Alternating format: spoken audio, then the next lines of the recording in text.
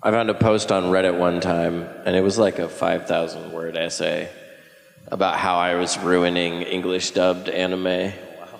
Just you? Just me specifically. It was just about me. You're the one. And it was very well organized. There was an introductory thesis stating how terrible my voice was and how I'm ruining all these shows, and then there was multiple paragraphs that with justification and references, and they sorted their sources. They cited their sources.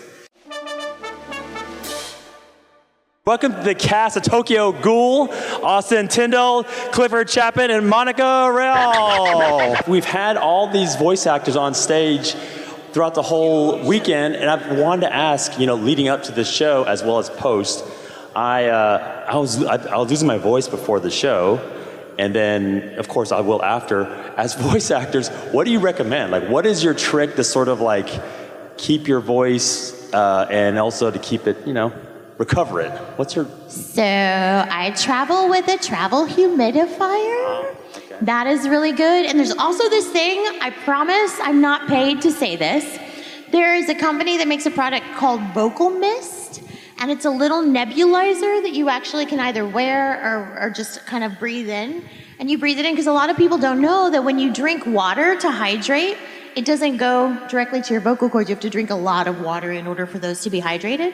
So the nebulizer mist actually helps moisturize your vocal cords and keep you from losing your voice. Oh, right on. Okay. Hey. Okay. You have a humidifier different than the vocal... You weren't talking about the vocal mist when you were talking about a humidifier? No, I'm a nerd. I have a little fan, and then I have the humidifier. And so the humidifier goes into the fan, which blows it in my face when I'm sleeping. And then I get up and I use my little vocal mist. And yeah. It's a whole thing. It's a whole thing, Austin. I bought the vocal mist after you recommended it. How is it?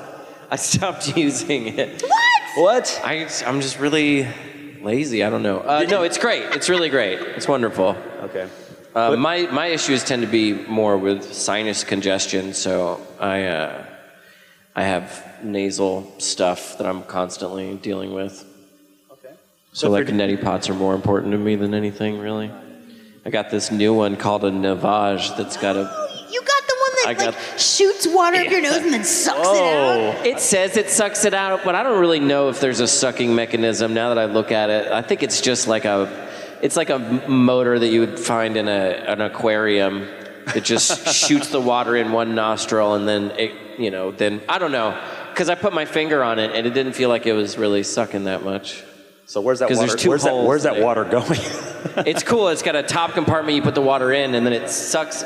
It shoots it through one nostril, and then it pushes it down into this bottom tank that you then clean out. Do you get to see all the gunk in the bottom? Yeah, I don't know that I like that. Yeah. It looks totally gross.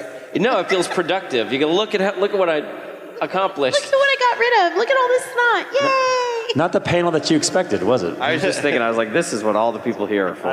They want this conversation right here. Clifford, do you have any voice tips, like as you... I just go on vocal rest. I go on vocal rest a lot, just because of how much I play characters that scream.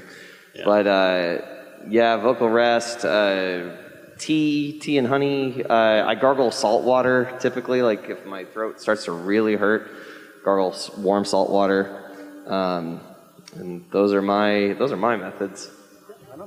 Well, besides personal health and hygiene, we're here to talk about Tokyo Ghoul, and we were here yesterday doing My Hero Academia, so it was just great to be able to get a head start, talk a little bit about the art of voice acting. And so I know you shared this a little bit already, but can you tell us a little bit about how you got into voice acting? And so I'm going to... Clifford, you want to start us off? Austin, you want to start us off and say, how did you start us off? Also, do you want to say who you play in the show? Oh, yeah, you go. I play Ken Kaneki in Tokyo Ghoul, which is what this panel's about. That's right. Yeah. And Heisei Sasuke, technically. Sorry, that last season made me sad. Oh, yeah. Yeah, me too. For so many reasons.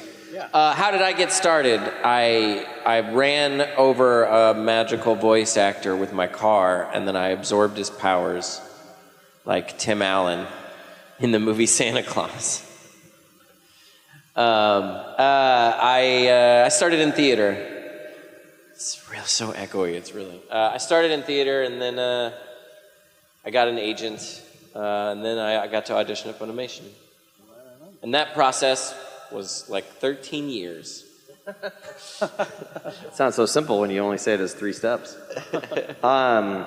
So I gave up. Some of us didn't just walk up to the front door and get a job from Chris Sabat. Well, why'd you waste so much time? Yeah, I talked about that a little bit yesterday. That was sort of how I got my first gig. But prior to that, I had studied filmmaking and TV and radio production, stuff like that. After graduating from college, I'd worked on a bunch of like reality TV. I worked on Toddlers and Tiaras. Oh, wow. Once. Yeah. Holy moly. What did you do for them? I was a grip. It was kind of a crazy story because I had to go there and bring my backpack, and they were like, okay, here's a bunch of batteries, here's a bunch of camera tapes for the cameras, and here's all this stuff, and you need to wear this earpiece and so that we can always communicate with you, and da da da da da. So you're gonna follow behind your camera person. You're gonna follow your camera person, stay out of the shots, keep an eye out for pedophiles, and don't ruin anything. And I was like, I'm sorry, what was the second to last thing? I was like, could you tell me what one looks like? What a weird thing to tell me as I arrive on the set. But so that sucked. It was like, I worked I want to say I worked on that day for like 21 hours. I mean, it was like, it paid not much money at all, especially not for that many hours of a day. And so I was doing that, and I was like, this sucks. I don't like doing this. And I always really liked cartoons, and I had learned a lot of acting stuff through my education and stuff like that. I was like, I think I'm going to try and do this instead. And so I moved, because I lived in New England, and moved to Texas, and then got a demo, and then I got impatient, and then I went to Chris Sabat's door, and I knocked on the door, and he gave me a job, and then he passed me on to Funimation. And who are you in Tokyo Ghoul? Oh yeah, I'm Cliff Chapin. I voice Hide. I was the one who said we should do that thing where we introduce our characters. I totally forgot by the time it was my turn. Hideyoshi Nagachika, and the Scarecrow, technically, in season 3. Oh, right on. I am Monica Rial. I voice Rize in Tokyo Ghoul. I always like to taunt Austin and be like, technically, there wouldn't be a Tokyo Ghoul if it weren't for Rize. I'm just saying. No. How did I get started? Well, first of all, I grew up being teased relentlessly for this voice.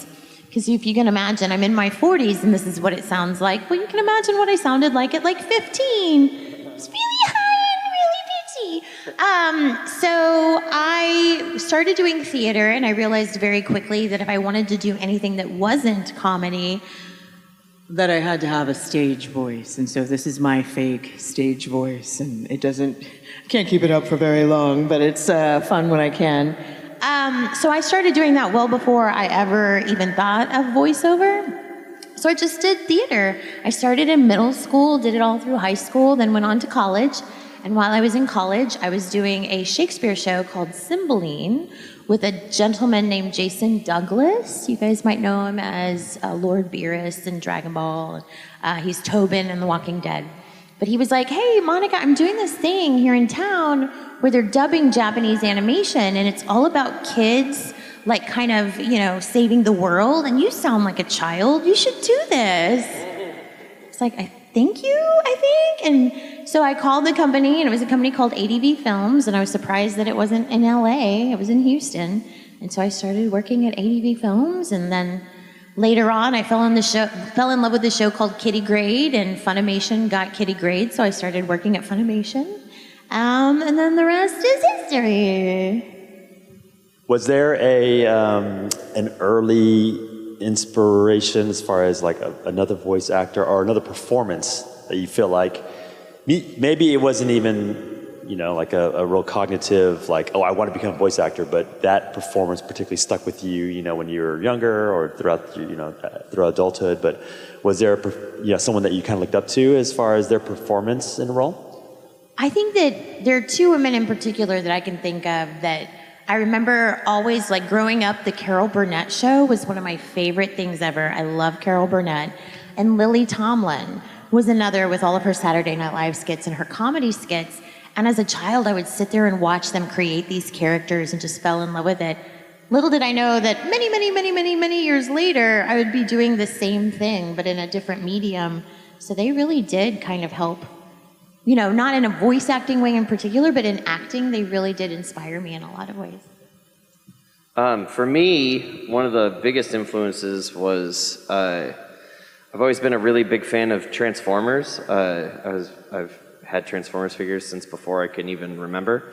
But the second Transformers series that was titled Beast Wars, which the new current movie is inspired by, Beast Wars was like revolutionary for a lot of reasons. It was great in storytelling and one of the first fully CGI animated television series ever made.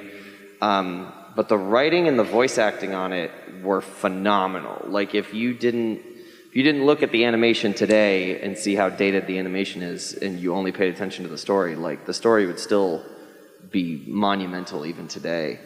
And all the performers that were on that, like they were like the people that I was inspired by really the most. Who was your Transformer? Like what was the... Well, on Beast Wars, my favorite Transformer is Cheetor. I loved Cheetor. But my favorite Transformer throughout the series is Ravage. Right on. Have you had a chance to see the latest? I have not yet. No, okay. I have not seen Rise of the Beast just yet. Yeah, okay. Right on. The person that's doing the sign language interpretation came to my table earlier, and I asked her if people ever mess with her on stage.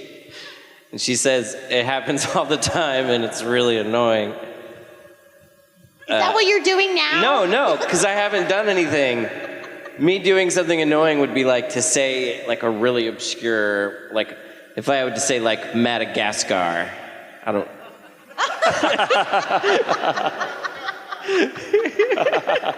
Hey, let's give it up for ASL interpreters this weekend. Yeah. They've been so great. And I don't know if you noticed, but for yesterday's, our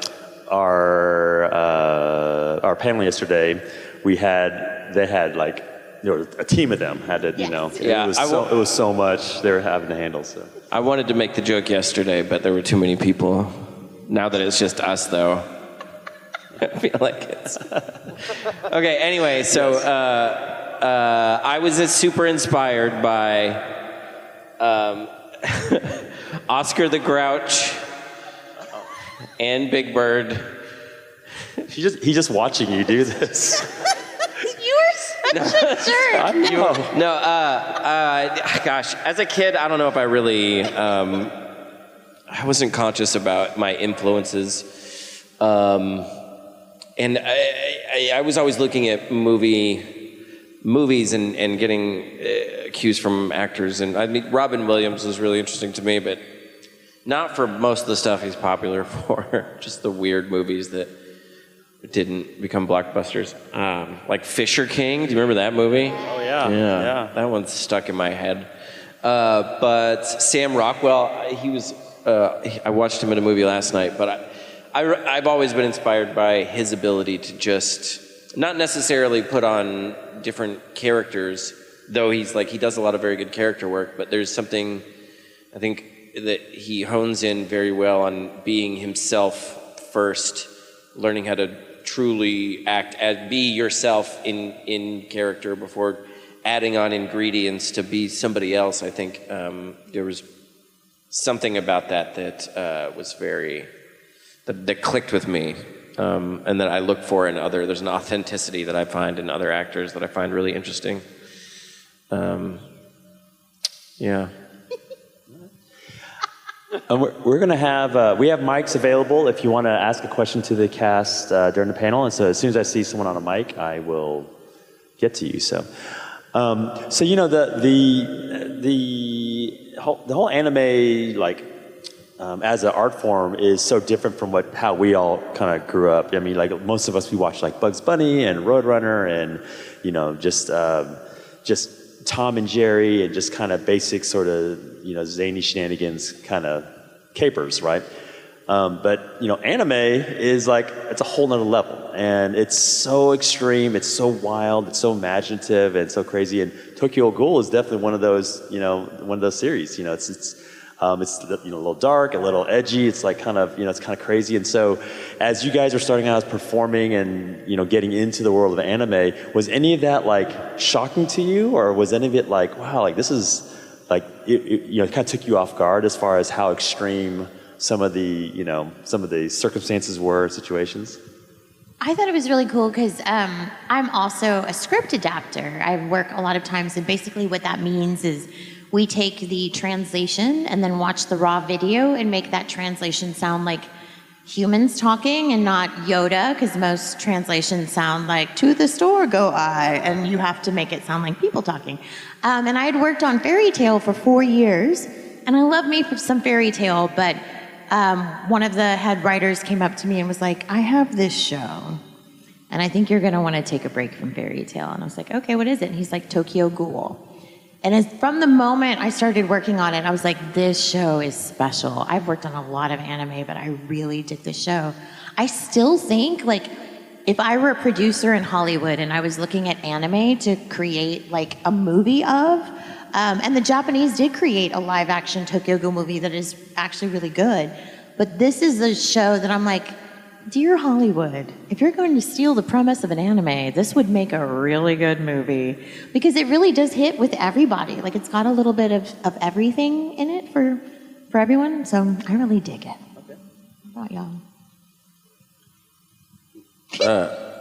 Yeah, there's a lot of pathos in that show. I don't know.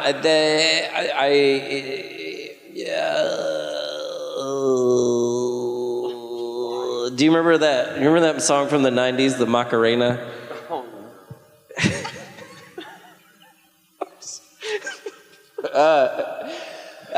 This show is so kind of closely linked to my career and identity as a voice actor that it's hard to, I don't know, it's hard to speak about it even sometimes in terms of how I feel about it, because so much of who I was as a person changed in the 4 years that it took to record that thing.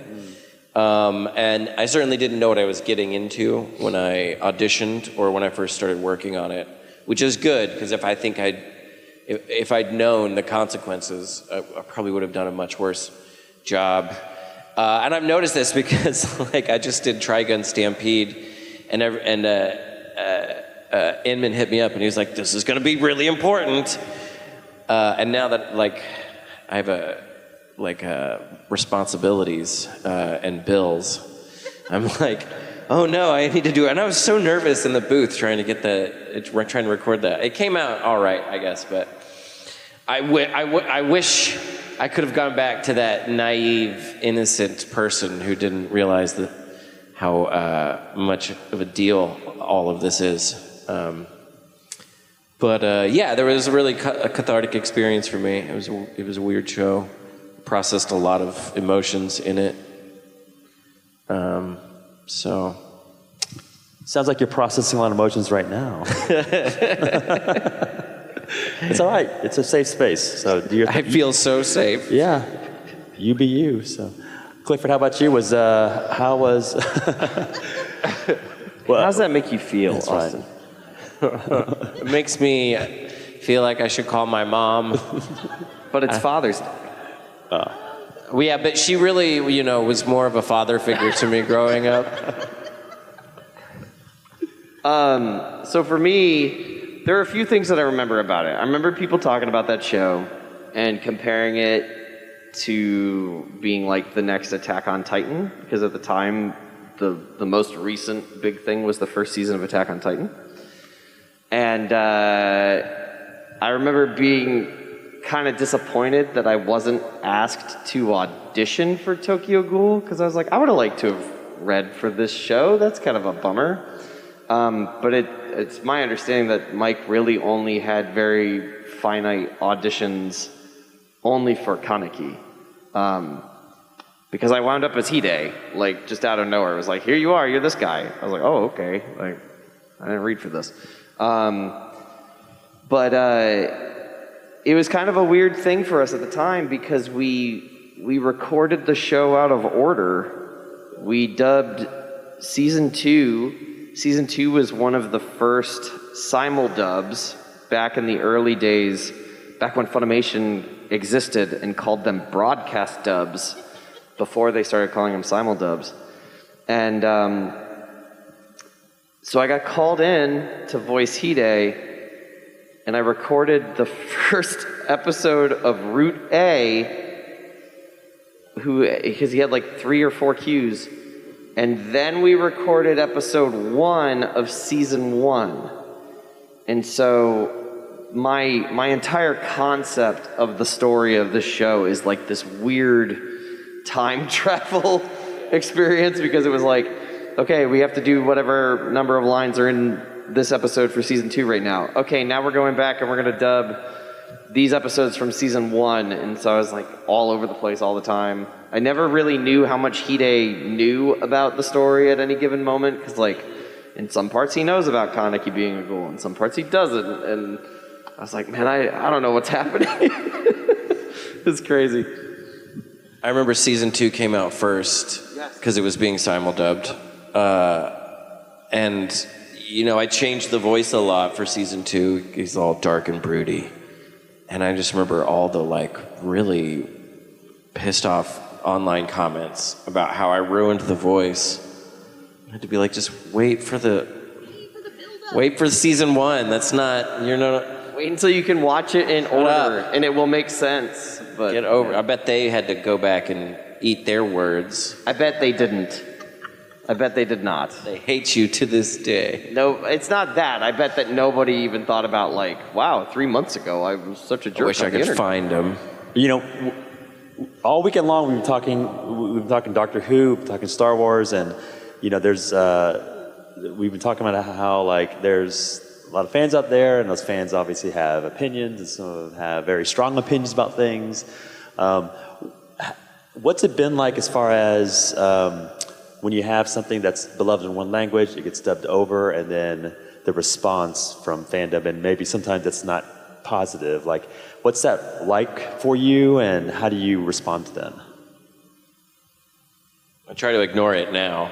I don't read those comments anymore. I think all we can do is do the absolute best. Like, I know that the majority of us like pour our heart and soul into our characters, and that's all you really can do. And then you just send it out into the ether, and you hope that people love it, and then you hope that the people that don't love it won't get in your autograph line and chew you out. You know, like, that's all you can do. In my mind, my toughest critic is myself. You know, and so if somebody online is saying some mean comment or something like that, that's probably not even rating on the scale of how hard I am on myself about whatever anyway. But the other thing that I really come to know and understand is that probably about 90% of the time, if someone online is bashing a thing, they don't know anything about it. They've never watched it. They've never heard the English voices, or they've only heard like a segmented 30-second clip, and then they were like, these aren't the voices that I've heard, you know, and then they write it off, you know, and so it's like, it's stupid to get offended by those comments, because it's like, they don't know what they're talking about anyway, you know. I found a post on Reddit one time, and it was like a 5,000 word essay about how I was ruining English dubbed anime. Wow. Just you? Just me specifically. It was just about me. You're the one. And it was very well organized. There was an introductory thesis stating how terrible my voice was and how I'm ruining all these shows, and then there was multiple paragraphs that with justification and references, and they sorted their sources. They cited their sources. Conclusion. Yeah. So. I remember when I was pretty good. in college, before I was voice acting, I found a group on Facebook back when groups were a thing. I don't even know if groups still exist on Facebook. But the group was titled, Johnny Young Bosch has ruined every anime character I've ever loved. And now, today, 15 years later, Johnny Young Bosch is one of the most beloved voice actors in anime, if not the entire industry.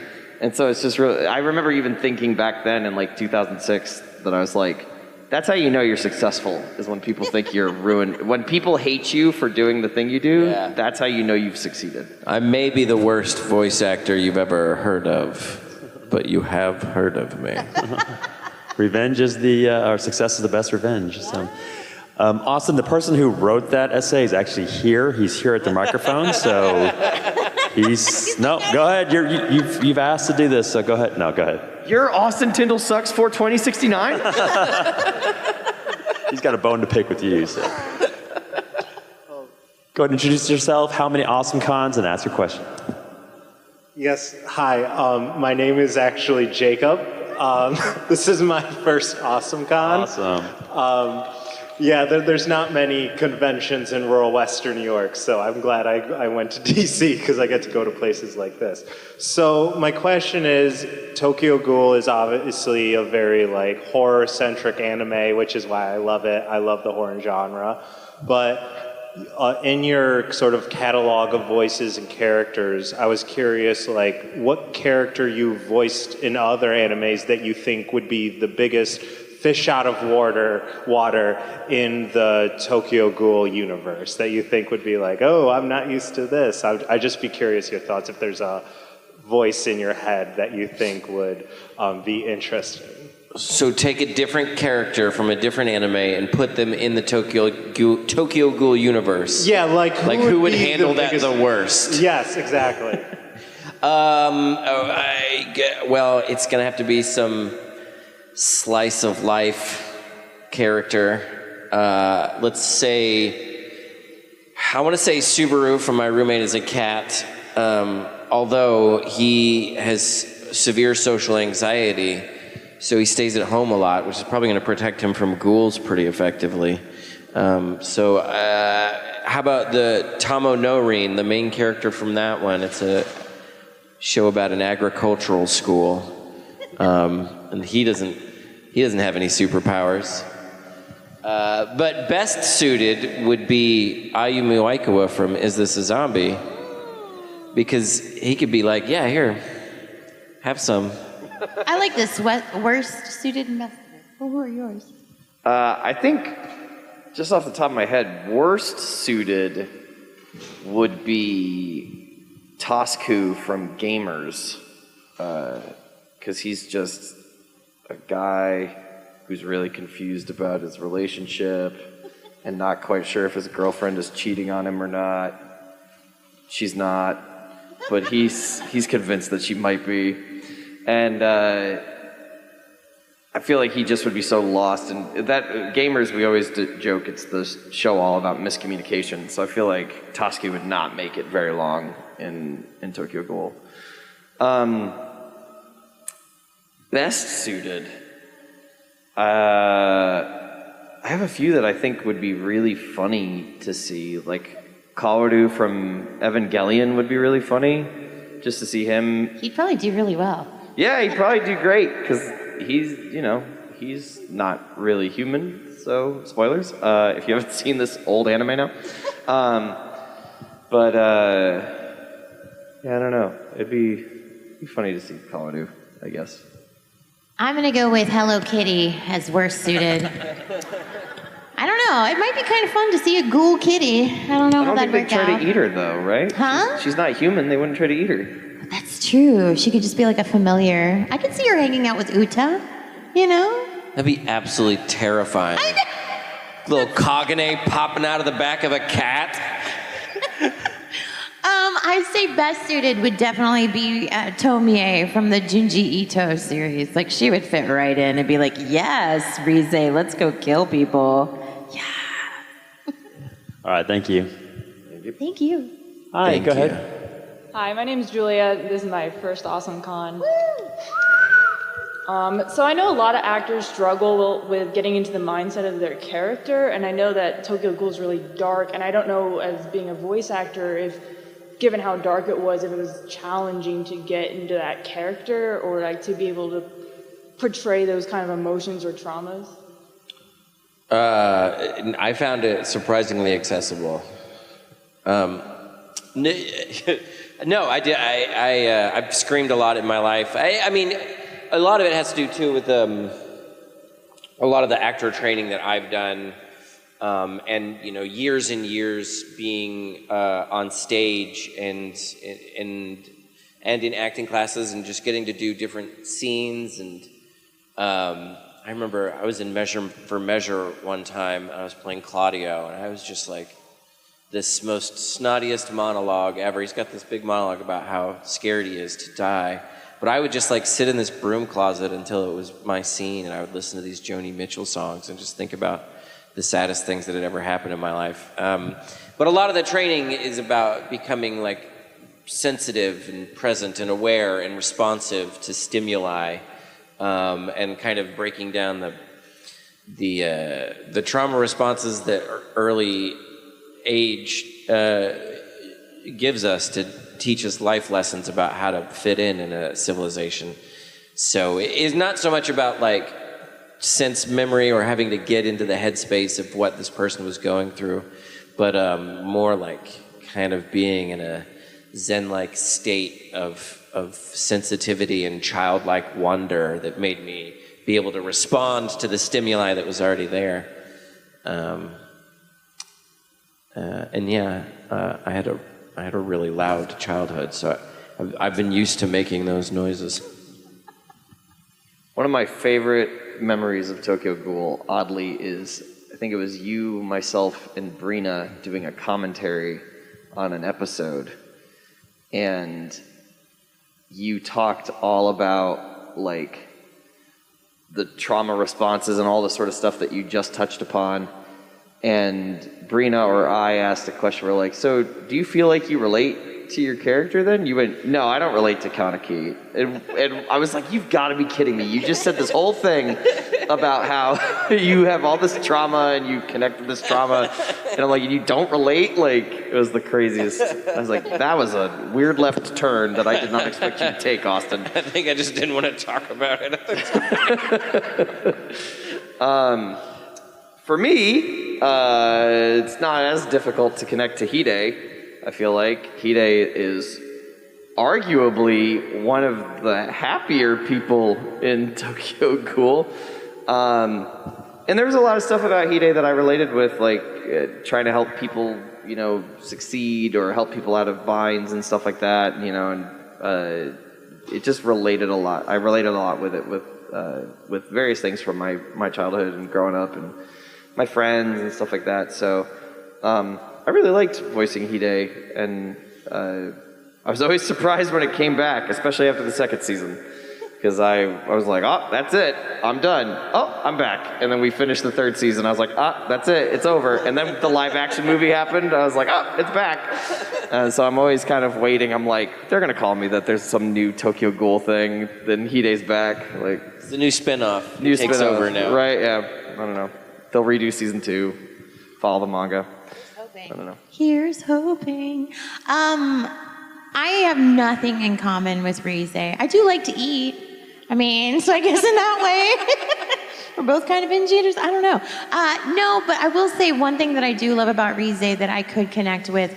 I do love to play against type. So I'm kind of like bubbly and fun and happy. So I love when I get to be dark and like the opposite of what I truly am. But one of the things I did love about Rize is early on in my acting career, like when I was in college, I had a professor that was really good about teaching us tactics and how to get what you want from the performer on stage with you. And Rize, if any of you are actors in training, Rize is like just a study in tactics. Because all she's trying to do is get in Kaneki's head and figure out she wants to get what she wants out of him. And to do that, she has to completely change tactics. So sometimes it's like, why are you such an idiot? Just do it. Just eat your friend. What's your problem? And then sometimes it's, oh, tell me about your mother. Oh, you must have had a hard time. So she's being as manipulative as she can, but she does truly care because she needs to get what she wants out of him. So it was really kind of cool to be able to play all those different sides and try to figure out, okay, how do I get this from him? I've already done all of these other tactics. what am I going to do now? How do I change it? That last episode between me and Austin is still some of my favorite work that I've ever done because we really got into like the actory side of it all. Yeah, it's cool. Absolutely. Right. And if I remember correctly, I'm pretty sure we recorded you first, so I got to, especially the in his head going over the history with his mom stuff. I got to, and all those tactics fed me so well for that scene too. Like, it was it's a scene I'm very proud of, and it was something that I was able to get lost in. You know, it wasn't like intentional or like I wasn't. I didn't have to work a lot, so you made my job very easy. Thank you. Hey, you're welcome. Thank you so much. Hi, go ahead. Hello, my name is Betsy. This is also my first Awesome Con. All right. And yeah, I've been loving all the panels that I've been going to. I do have a question that is not specific to Tokyo Ghoul. It's actually based off of something that Clifford said earlier about doing the dubbing out of order in terms of seasons. And I guess I'm just so used to, especially nowadays, so many of these shows being simul-dub that I just kind of assume that most of you guys just kind of grow with your characters as the seasons grow. So if you ever did do like out of order acting, did that ever cause any kind of disconnect with your character from jumping from different scenes, especially like you said with Hide, like in season 2, he knows things that he didn't know in season 1, and so doing those in opposite order, was that ever difficult to get back in that mindset of, okay, how do I need to say this sentence to show, does he actually know something? Like, did that ever cause any kind of extra like struggles with the acting? Sure. I mean, definitely. ADR is very director-centric. If the voice director knows what's going on, they will guide you through the story and be able to help you know what you're supposed to do. And Mike is great, you know. There were still some things that I found out later. I was like, I didn't know that Hide knew this, you know, at this point when I finally got to watch season 1.